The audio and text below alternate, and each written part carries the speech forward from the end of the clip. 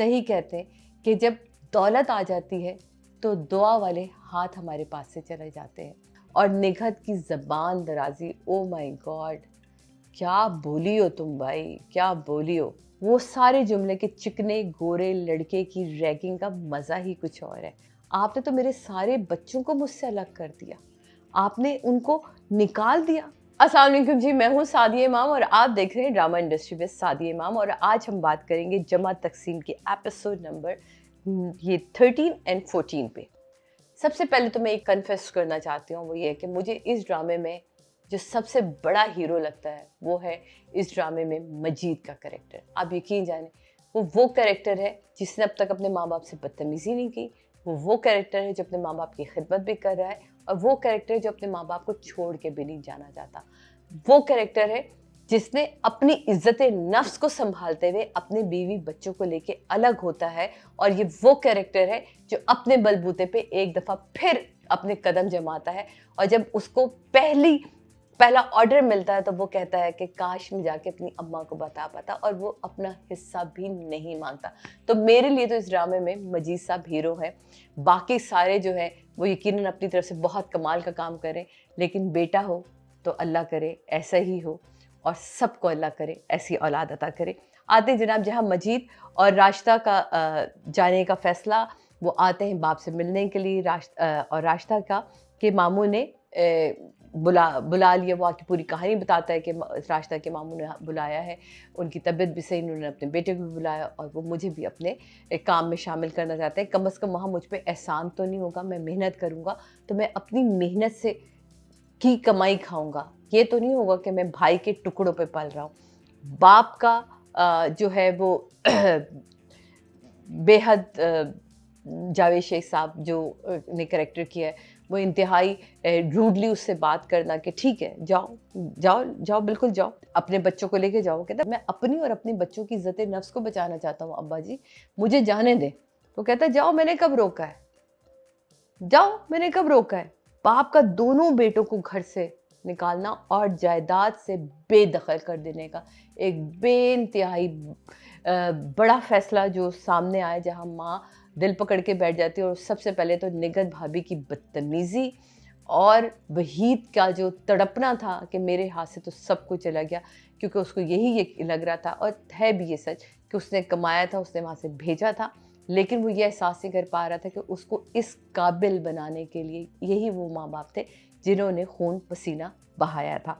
وحید کی بیوی کی جو بدتمیزی تھی, جس بدتمیزی سے وہ آ کے خدافظ کہنے آتی ہے اور وہ بچوں سے ملتا ہے, مجھے بڑا پیارا لگا. دادا کا چھوٹی بیٹی کو وہ چاکلیٹ دینا, ایون شفق کو بلا کے چاکلیٹ دینا, اور یہ کہنا کہ تم تو جب چاہو مجھ سے ملنے آ سکتی ہو.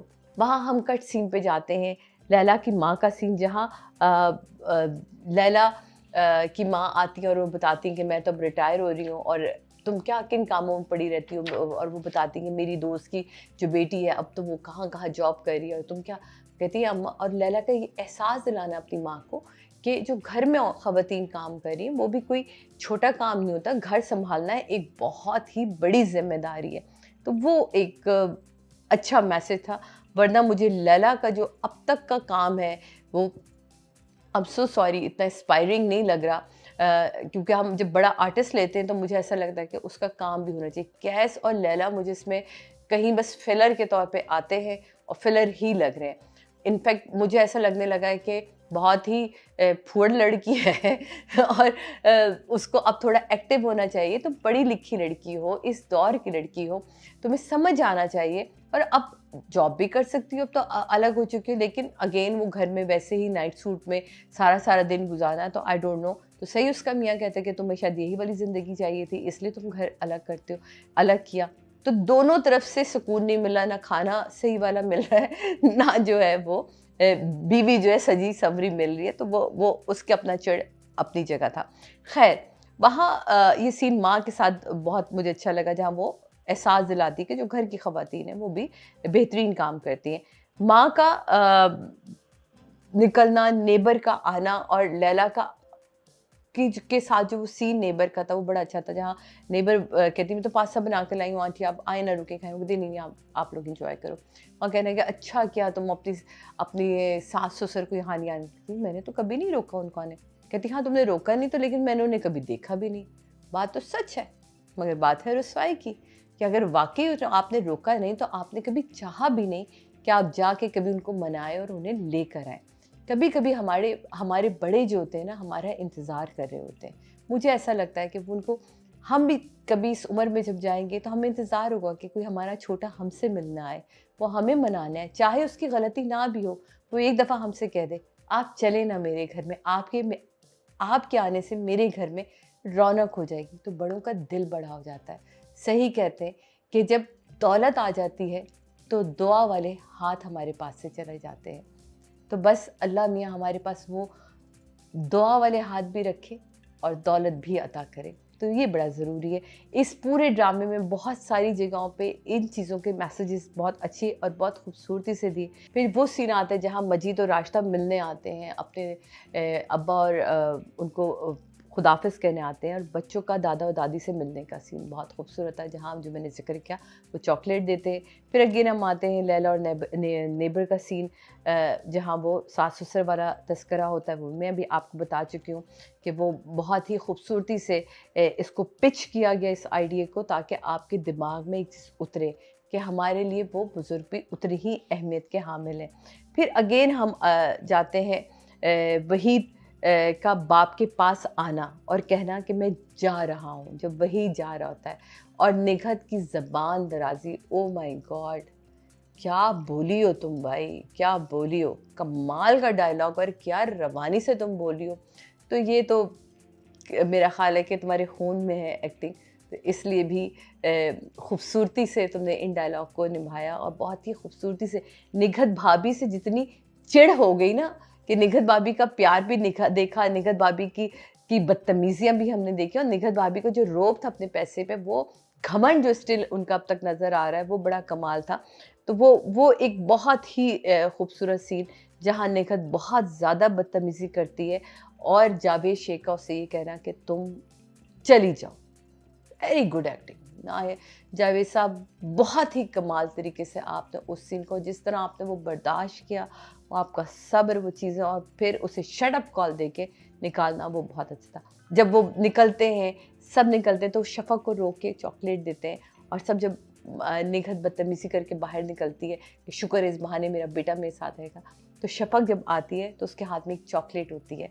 तो वो मुझे बड़ा अच्छा लगा कि जहाँ डायरेक्टर ने ये रजिस्टर करवाया कि वही देखता है कि बाप की मोहब्बत उसके हाथ में मौजूद थी, यानी कि दादा का जो प्यार था चॉकलेट की सूरत में, वो मौजूद था। ये थी जी जनाब एपिसोड 13, जहाँ ख़त्म हुई एपिसोड 14 स्टार्ट होती है माँ का गिला करना अपने शौहर से कि क्या कर दिया आपने तो मेरे सारे बच्चों को मुझसे अलग कर दिया, आपने उनको निकाल दिया। माँ अपनी बेटी को कॉल करती है, और उसके बाद जो वो जो थोड़ा अरसा लिखा हुआ है ना कि अब कुछ अरसे बाद, वो बहुत अच्छा दिखाएगा। कुछ अरसे बाद वो दोस्त का सीन भी आता है, जहाँ दोस्त जो है वो जावेद शेख साहब से बात कर रहा होता है।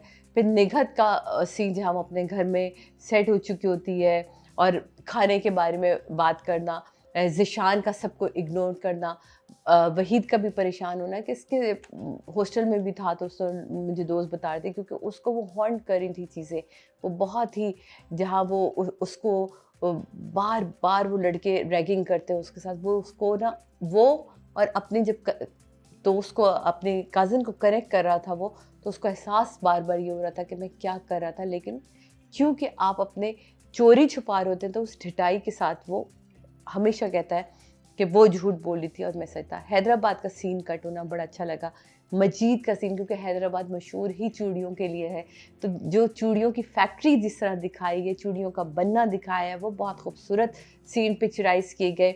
मजीद का यहाँ मुझे इवन कलर डाई बड़ा अच्छा लगा, क्योंकि जहाँ हम शुरू के एपिसोड्स देखें तो मजीद के हमने कोई सॉल्ट एंड पेपर बाल देखे हैं, लेकिन यहाँ मुझे उसका कलर जो था वो बालों का डाई लगा, तो वो मुझे लगा कि शायद आगे भी मेंटेन करें, क्योंकि जब आप खुश होते हैं या आपकी ज़िंदगी में اطمینان آتا ہے تو بہت ساری چیزیں آپ کے بدلنا شروع ہوتی ہیں. باپ کا اپنے دوست سے اعتراف کرنا کہ نئی ٹیکنالوجی آ گئی ہے, نئی چیزیں, مجھ سے یہ چیزیں سنبھل نہیں رہی. اور پھر باپ کا ایک اور بڑا فیصلہ, جہاں اتنے بڑے فیصلے کیے ہوتے ہیں وہاں ایک اور بڑا فیصلہ کہ میں نے سوچ لیا کہ میں یہ سارا کاروبار جو ہے حمید کے نام کر دوں. مطلب پھر اگین مجھے تو جاوید شیخ صاحب کی سمجھ نہیں آتی کہ آپ کس قسم کے باپ ہیں کہ آپ کو زندگی میں صرف ایک ہی بیٹا دکھتا ہے, حمید. مجید کا کوئی لینا دینا نہیں. اس نے جو ساری زندگی آپ کی خدمت کری تھی وہ کون تھا؟ ون سائیڈڈ ہو کے ماں باپ کبھی بھی فیصلہ کیوں کرتے ہیں؟ مانا کہ کسی ایک کے کہنے میں, لیکن کسی ایک کے پیسہ کمانے سے کبھی بھی کاروبار کھڑا نہیں ہوتا جب تک سب مل کے اس کاروبار کو رونق نہیں دیتے یا اپنا خون پسینہ نہیں دیتے. تو اس میں مجید کا بھی اتنا ہی خون پسینہ شامل تھا, لیکن یہاں ون سائیڈڈ فیصلہ سامنے آتا تھا کہ میں نے سوچ لیا ہے. اور میں نے وکیل کو بھی بول دیا, وہ اپنی بیوی کو بھی بتاتی کہ کچھ بھی ہو پیسہ تو اسی کا تھا, بہتر ہے اس مسئلے کو حل کریں. اور ماں کہتی ہے کہ اب پھر ایسا کرتے ہیں کہ ان کو بلا بھی لیتے اور وہاں ان کا کہنا ہے کہ نہیں اس کی ضرورت نہیں ہے, مطلب یہ اس کی ضرورت نہیں ہے. بڑا ہی خوبصورت سین تھا کہ میں حمید کے نام تو کر دوں گا لیکن ان کو بلاؤں گا نہیں. پھر لیلا کا ایک سین آتا ہے, ان کی جو مدر آئی ہوئی ہوتی ہے, جہاں وہ بتاتی ہیں کہ میں اب تو ریٹائر ہو گئی ہوں اور اب یہ ایسا ہو رہا ہے. کافی سین کیس کا آنا, کیس کا لیلا کے ماں باپ کو اگنور کرنا اور یہ احساس دلانا کہ مجھے ہیڈ ایک ہو رہا, اور وہ اپنے کمرے میں چلا جاتا ہے جہاں لیلا فیل کرتی ہے. ذیشان کا سوچنا, وہ سارے جملے کہ چکنے گورے لڑکے کی ریگنگ کا مزہ ہی کچھ اور ہے. یہ کہتے ہیں جب اپنے پہ پڑتی ہے تو بہت تکلیف ہوتی ہے, لیکن جب آپ کسی کے ساتھ کر رہے ہوتے ہیں تو آپ کو لگتا ہے اوہو یہ تو میرا حق بھی ہے اور میرا فرض بھی ہے. تو یہ جو ایک بار بار اسے اندر سے چیزیں کھینچ رہی ہیں نا, وہ بہت ہی خوبصورتی سے ڈائریکٹر اینڈ رائٹر بوتھ اس کو لے کے چل رہے ہیں بہت ہی, کیونکہ انہوں نے کوئی سین نہیں جانے دیا. پھر وکیل کا میاں بتا دینا, میاں کے وکیل فون کرتا ہے وحید کو کہ آپ کے نام سارا فیکٹری جو ہے آپ کے نام کر دی ہے. وحید کا خوش ہونا, سمجھ نہیں آنا. اچھا اس سے پہلے جو ایک سین گزرا تھا جہاں کھانے کی ٹیبل پہ نگہت نے بہت بدتمیزی کی اپنے میاں کے ساتھ, کہتا ہے کھانا بہت برا بنا, کہتی ہے تمہیں تو عادت ہے, کیونکہ وہ یاد کرتی ہیں کہ راشدہ بھابھی جو تھی وہ زیادہ اچھا کھانا بناتی تھی, مما آپ کو اب کھانا بنانا نہیں آتا. تو وہ سارا وہ پھر وہاں سے جاتی ہے کٹ کر کے سین. جب ہم کچن میں داخل ہوتے ہیں تو مجھے سمجھ نہیں آیا کہ وہ کچن سے کس وقت نکل کے اپنے سسرال گئی, کیونکہ جس طرح وحید اندر آیا تھا تو وہ تو لگا تھا کہ جیسے ابھی ٹیبل سے اٹھے اور آپ بات کو کہتے ہیں نا کہ اچھا چلو اب سمیٹو, اس بات کو سمیٹنے کے لیے آتا ہے, تو وہ وہاں پتہ چلتا ہے ماں ہو ہی نہیں.